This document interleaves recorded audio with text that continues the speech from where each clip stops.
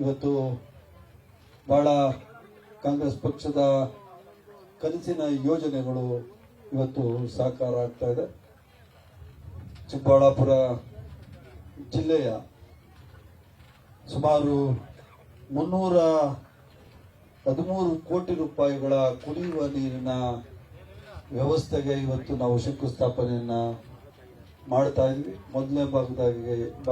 ಮೊದಲನೇ ಭಾಗವಾಗಿ ಗೌರಿಬಿದನೂರಿಗೆ ಕುಡಿಯುವ ನೀರಿನ ವ್ಯವಸ್ಥೆಯನ್ನ ಮಾಡ್ತಾ ಇದ್ವಿ.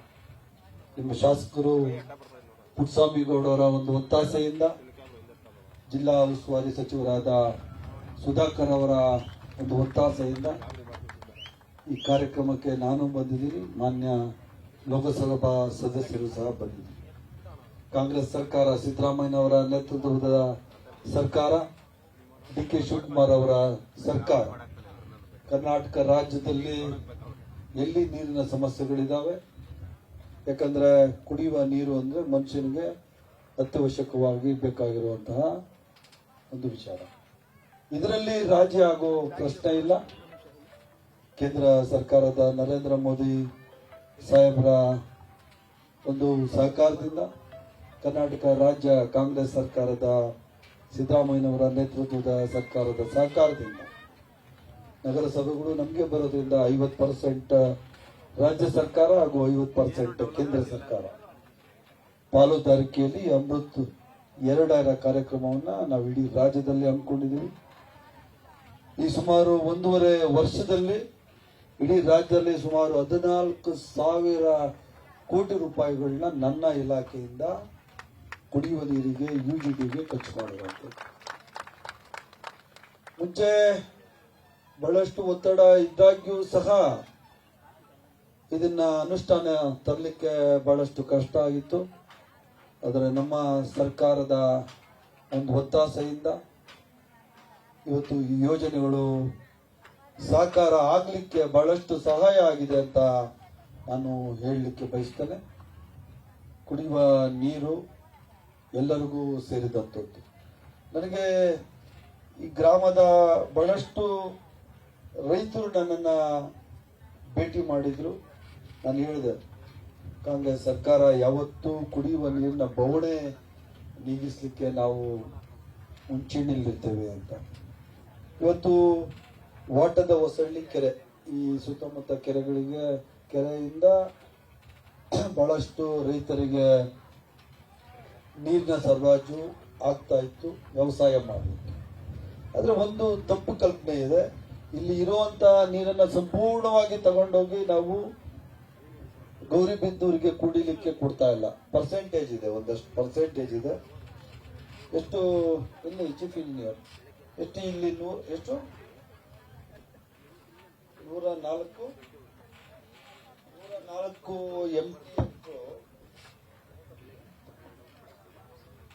145 ಇದೆ. ಅದರಲ್ಲಿ ನಾವು ಉಪಯೋಗಿಸುವಂಥದ್ದು 345ರಲ್ಲಿ ಬರೀ 143 ಯೂಸ್ ಮಾಡಿ ಇನ್ನು ಉಳಿದಿದ್ದು ಇಲ್ಲೇ ಬಿಡುವಂಥದ್ದು, ರೈತರಿಗೆ ಸಹಾಯ ಆಗಲಿ ಅಂತ. ಬರೀ ನಾವು ಗೌರಿಬಿದನೂರಿಗೆ ಮಾತ್ರ ಅಲ್ಲ, ಇದರ ಜೊತೆಯಲ್ಲಿ ಸಬ್ಬಳ್ಳಿ, ಮಾಪುರಹಳ್ಳಿ, ವಾಟದೋಸಹಳ್ಳಿ, ಕೆರೆ ಒಳಗಿನಹಳ್ಳಿ, ಮುಚ್ಚಲಹಳ್ಳಿ, ಗುರುಗುಂಟೆ, ಲಕ್ಷ್ಮೀಪುರ ಗ್ರಾಮಗಳು ಸಹ ಕುಡಿಯುವ ನೀರಿನ ವ್ಯವಸ್ಥೆಯನ್ನ ಮಾಡ್ತಾ ಇದ್ವಿ. ಮತ್ತೆ ಗೌರಿಬಿದನೂರಿನಲ್ಲಿ ಈ 8 ಹಳ್ಳಿಗಳು ಒಳಗೊಂಡಂತೆ ಸುಮಾರು 83,000 ಜನಕ್ಕೆ ಕುಡಿಯುವ ಯೋಜನೆ, ಇದು ನೀರಿನ ಯೋಜನೆಯನ್ನು ನಾವು ಮಾಡ್ತಾ ಇರೋದು. ಈ ಕುಡಿಯುವ ನೀರಿಗೆ ತಗೊಂಡೋದ್ರೆ ಕೆರೆ ಪೂರ್ತಿ ಖಾಲಿ ಆಗ್ತದೆ ಅಂತ ಏನು ಆತಂಕ ಇದೆ, ಅದನ್ನ ದಯವಿಟ್ಟು ಆತಂಕ ದೂರ ಮಾಡಲಿಕ್ಕೆ, ನಿಮಗೆ ಸಮಜಾಯಿಷಿ ಕೊಡ್ಲಿಕ್ಕೆ ನಾನು ಮತ್ತೆ ಜಿಲ್ಲಾ ಉಸ್ತುವಾರಿ ಸಚಿವರು ಮತ್ತೆ ನಮ್ಮ MLA ಅವರು ಮತ್ತೆ MP ಅವರು, ನಾವು 4 ಜನ ಈ ವೇದಿಕೆ ಮೇಲೆ ನಿಂತ್ಕೊಂಡು ಹೇಳ್ತಾ ಇದೀವಿ, ನಿಮ್ಮ ನೀರನ್ನ 40%ಗಿಂತ ಜಾಸ್ತಿ ನಾವು ತೆಗಿಯಲ್ಲ. 60% ನಿಮ್ಗೆ ಬಿಟ್ಟು 40% ನೀರು ಮಾತ್ರ ಕುಡಿಯೋ ನೀರಿಗೆ ಉಪಯೋಗಿಸುವಂಥದ್ದು. ಮತ್ತೆ ಎತ್ತಿನ ಹೊಳೆ ನೀರು ಮೊನ್ನೆ ತಾನೇ ನಮ್ಮ ಕ್ಯಾಬಿನೆಟ್ ಸುಮಾರು 3,000 ಕೋಟಿ, ಎಷ್ಟು ಸುಧಾಕರ, ಎಷ್ಟು ನಾವು ಅಡಿಷನಲ್ ಫಂಡ್ 3,000 ಕೋಟಿ ರೂಪಾಯಿಗಳನ್ನ ಎತ್ತಿನ ಒಳಗೆ ಅಡಿಷನಲ್ ಫಂಡ್ ಕೊಟ್ಟಿರೋದು. ಇದು ನಮ್ಮ ಮುಖ್ಯಮಂತ್ರಿಗಳಿಗೆ, ನಮ್ಮ ಸರ್ಕಾರಕ್ಕೆ ರೈತರ ಪರವಾಗಿರುವಂತ ಕಾಳಜಿಯನ್ನ ಎತ್ತಿ ತೋರಿಸ್ತದೆ ಅಂತ ನಾನು ಈ ಸಂದರ್ಭದಲ್ಲಿ ಹೇಳಲಿಕ್ಕೆ ಬಯಸ್ತೇನೆ. ಎತ್ತಿನ ಹೊಳೆ ಯೋಜನೆ ಲಿಂಕ್ 100% ಇಲ್ಲಿ ಕೊಟ್ಟೇ ಕೊಡ್ತೀವಿ. ಆ ನೀರು ಇದ್ದಿದ್ದು ಜಾಸ್ತಿ ಆಗ್ತದೆ. ಆದ್ರಿಂದ ಕುಡಿಯುವ ನೀರಿನ ಯೋಜನೆಗೆ ಯಾರೂ ವಿರೋಧ ಮಾಡೋದಿಲ್ಲ ಅಂತ ನನ್ನ ಭಾವನೆ. ಮೂಲತಃ ನಾವೆಲ್ಲ ಕೃಷಿಕ ಸಮಾಜದಿಂದನೇ ಬಂದಿರೋದು. ನಾನಾಗ್ಲಿ, ಡಾಕ್ಟರ್ ಸುಧಾಕರ್ ಆಗ್ಲಿ, ಪುಟ್ಟಸ್ವಾಮಿ ಅವರಾಗ್ಲಿ, ನಮ್ಮ ಮಂತ್ರಿ ಸುಧಾಕರ್ ಅವರು, ನಾವೆಲ್ಲ ನಮ್ಗೆ ರೈತರ ಕಷ್ಟ ಗೊತ್ತಿದೆ. ರೈತರನ್ನ ಕಷ್ಟಕ್ಕೆ ಹಾಕಿ ಎಲ್ಲಾನು ಬೇರೆ ನಾವು ಇಂಡಸ್ಟ್ರೀಸ್ ಮಾಡಕ್ಕಾಗ್ಲಿ ಇನ್ನೊಂದು ಮತ್ತಕ್ಕೆ ಕೊಡ್ತಾ ಇಲ್ಲ. ಈ ನೀರು, ಕುಡಿಯೋ ನೀರು ಕೊಡ್ತಾ ಇರೋದು. ನಾನು ಬಹಳಷ್ಟು ನನ್ನ ಬಂಧುಗಳು ನಾನು 3 ಸರ್ತಿ ಭೇಟಿ ಮಾಡಿದ್ದು ಡಾಕ್ಟರ್ ರೈತರು ಬಂದಿದ್ರು. ನಾನು ಹೇಳಿದೆ ಅವರಿಗೆ, ನಮ್ಮ ಮನೆಗೂ ಬಂದಿದ್ರು, ಆಫೀಸ್ಗೂ ಬಂದಿದ್ರು, ನೀವೆಲ್ಲ ದಯವಿಟ್ಟು ಸಹಕಾರ ಮಾಡಿ. ನಿಮ್ಗೆ ಏನೇನ್ ಸಮಸ್ಯೆಗಳಿದೆ ಆ ಕೆರೆ ಹೂಳೆತ್ತೋದು, ಮತ್ತೆ ಆ ತೂಬುಗಳನ್ನ ರಿಪೇರಿ ಮಾಡೋದು, ಮತ್ತೆ ಕೆರೆ ಕಟ್ಟೆ ಅದನ್ನ ಸರಿ ಮಾಡೋದು ಸುಮಾರು 7-8 ಕೋಟಿ ಖರ್ಚಾಗ್ತದೆ. ಆ ದುಡ್ಡು ಎಲ್ಲ ನಮ್ಮ ಇಲಾಖೆಯಿಂದ ನಾವೇನೇ ಮಾಡಿಸ್ಕೊಡ್ತೀವಿ. ಇದೆಲ್ಲ ಮಾಡಾದ್ಮೇಲೆ ನೀವು ನೀರು ತೆಗಿಯಕ್ಕೆ ಅನುಮತಿ ಕೊಡ್ರಿ. ಇಲ್ಲಾಂದ್ರೆ ನಿಮ್ಮನ್ನ ಕಷ್ಟಕ್ಕೆ ತಳ್ಳಿ ನಾವು ಬೇರೆ ಯೋಜನೆಗಳನ್ನ ತೆಗೆದುಕೊಳ್ಬೇಕಾದ ಅವಶ್ಯಕತೆ ಇಲ್ಲ ಅಂತ ನಾನು ಈ ಸಂದರ್ಭದಲ್ಲಿ ಮತ್ತೊಮ್ಮೆ ಈ ಊರಿನ ಹಾಗೂ ಒಂದು 400-500 ಈ ಕೆರೆ ನೀರು ಬಳಸ್ತಾರೆ ಅನ್ನಿಸ್ತದೆ ವ್ಯವಸಾಯಕ್ಕೆ.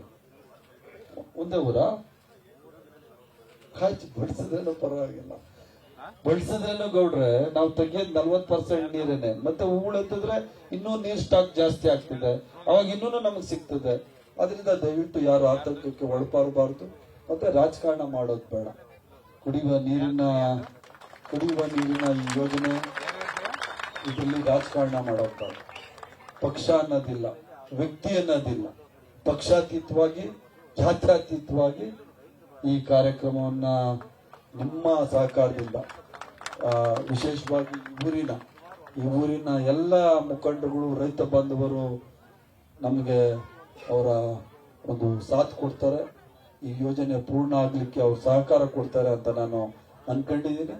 ಮತ್ತೆ ಅವ್ರು ಯಾವುದೇ ಬೇಡಿಕೆಗಳಿದ್ರೇನು ನೆರವೇರಿಸಲಿಕ್ಕೆ ನಾನು ಇದ್ದೀನಿ. ನಮ್ಮ ಮಿನಿಸ್ಟರ್ ಸುಧಾಕರ್ ಇದ್ದಾರೆ, ಪುಟ್ಟಸ್ವಾಮಿ ಗೌಡ್ರು ಇದ್ದಾರೆ, MP ಅವರು ಸಹ ಕೇಂದ್ರ ಸರ್ಕಾರದಿಂದ ಯಾವುದೇ ಸಹಾಯ ಮಾಡಲಿಕ್ಕೆ ಸಿದ್ಧ ಇದ್ದಾರೆ ಅಂತ ಹೇಳಿದ್ದಾರೆ. ಅವ್ರಿಗೂ ಸಹ ನಾನು ಧನ್ಯವಾದಗಳನ್ನು ತಿಳಿಸಿ, ಈ ಕುಡಿಯುವ ನೀರು ಅದ್ರ ಜೊತೆಗೆ UGD ಅಂಡರ್ಗ್ರೌಂಡ್ ಡ್ರೈನೇಜ್ ಇದು ಬಹಳಷ್ಟು ಬೇಡಿಕೆಗಳು ಇದಾವೆ. ಸುಮಾರು ಒಂದು 5,000 ಕೋಟಿ ಬಂದಿದ್ದು ದುಡ್ಡು ಎಲ್ಲಾ ಕಡೆ ಹಂಚಿಬಿಟ್ಟಿ ಗೌಡ್ರೆ. ಇಡೀ ರಾಜ್ಯದಲ್ಲಿ ಸುಮಾರು 14,000 ಕೋಟಿ ರೂಪಾಯಿಗಳನ್ನ ನಗರಾಭಿವೃದ್ಧಿ ಇಲಾಖೆಯಿಂದ ನಾನೇನೆ ಟೆಂಡರ್ ಮಾಡಿಸಿದ್ದು, ಕೊಡ್ತಾ ಇರೋದು, ಕೆಲಸಗಳನ್ನು ಮಾಡಿಸ್ತಾ ಇರೋದು. ಮುಂದಿನ ದಿವಸಗಳಲ್ಲಿ UGD ಕೆಲಸ ಸಹ ನಾವು ಮಾಡಿಸ್ತೀವಿ. ಯಾವತ್ತು ನೀವೆಲ್ಲ ಆಶೀರ್ವಾದ ಮಾಡಿ ಇಲ್ಲಿ MLA ಮಾಡಿದ್ದೀವಿ ಪುಟ್ಟಸ್ವಾಮಿ ಗೌಡ್ರು. ಅವರು ಸಹ ನಿಮ್ಮ ಬಹಳಷ್ಟು ಋಣ ಪುಟ್ಟಸ್ವಾಮಿ ಗೌಡ್ರ ಮೇಲೆ ಇದೆ. ಆ ಋಣವನ್ನ ಸ್ವಲ್ಪ ತೀರಿಸುವಂತ ಕೆಲಸ ಅವ್ರು ಮಾಡ್ತಾ ಇದ್ದಾರೆ. ನೀವೆಲ್ಲರೂ ಅದಕ್ಕೆ ಬೆಂಬಲವಾಗಿ ನಿಂತ್ಕೋಬೇಕು, ಸರ್ಕಾರ ಬೆಂಬಲವಾಗಿ ನಿಂತ್ಕೋಬೇಕು. ವಿಶೇಷವಾಗಿ ಮಾನ್ಯ MPಗಳು ಸಹ ಇದಕ್ಕೆ ಅವ್ರಿಗೆ ಸಹಕಾರ ಕೊಡಬೇಕು. ಮತ್ತೆ ಜಿಲ್ಲಾ ಉಸ್ತುವಾರಿ ಸಚಿವರು ಪುಟ್ಟಸ್ವಾಮಿ ಗೌಡ್ರು ಸ್ವಂತಾನೆ ಅನಿಸ್ತೈತೆ. ನಾನು ಈಗ ಸ್ವಲ್ಪ ಸ್ವಂತ ಆಗಿದ್ದೀನಿ, ಬೇರೆ ಕಡೆ ಇಲ್ಲ, ಹೊಸ ಕಡೆ ಇಲ್ಲ.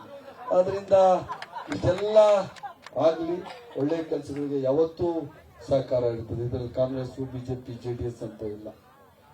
ನಾವೆಲ್ಲ ಗೆದ್ದಿರೋದು, ನಾವೆಲ್ಲ ಇವತ್ತು ಅಧಿಕಾರ ಅನುಭವಿಸ್ತಾ ಇರೋದು ನೀವು ಕೊಟ್ಟಂತ ಸಹಕಾರದಿಂದ, ನಿಮ್ಮ ಆಶೀರ್ವಾದದಿಂದ ಇವತ್ತು ಸರ್ಕಾರ ಇರುವಂತದ್ದು ಅಂತ ನಾನು ಈ ಸಂದರ್ಭದಲ್ಲಿ ಹೇಳಿ, ಮತ್ತೆ ನಮ್ಮ MP ಸಾಹೇಬ್ರು ಹೇಳ್ತಾ ಇದ್ರು, ಚಿಕ್ಕಬಳ್ಳಾಪುರ ಟೌನ್ ಸಹ ನಮ್ಮ ಇದರಲ್ಲಿ ಎಲ್ಲಿ ಪೂಜೆ ಮಾಡ್ತಾ ಇರೋದು, ಯಾವ ಊರಲ್ಲಿ?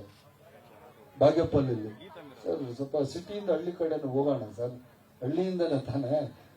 ಉಲ್ಟಾ ಮಾಡಿದ್ರೆ ಡಾಕ್ಟ್ರೆ ಅದು ಒಂದು ಒಳ್ಳೇದೇ ಡಾಕ್ಟರ್. ಪೂಜೆ ಮಾಡೋಣ ಡಾಕ್ಟರ್, ಡೆಫಿನೆಟ್ಲಿ ಪೂಜೆ ಅಲ್ಲಿ ಮಾಡೋಣ, ಅಲ್ಲೊಂದು ಪೂಜೆ ಮಾಡೋಣ. ಇವತ್ತು ಒಳ್ಳೇದಾಗ್ಲಿ. ನೀವು ಪಾಪ ಮಳೆ ಬಂದನ್ನು ಇಷ್ಟೊಂದು ಸಂಖ್ಯೆಯಲ್ಲಿ ಬಹಳಷ್ಟು ಉತ್ಸುಕವಾಗಿ ಈ ಕಾರ್ಯಕ್ರಮದಲ್ಲಿ ಭಾಗವಹಿಸಿದ್ದೀರಿ. ನಿಮ್ಗೆಲ್ಲರೂ ಒಳ್ಳೇದಾಗ್ಲಿ.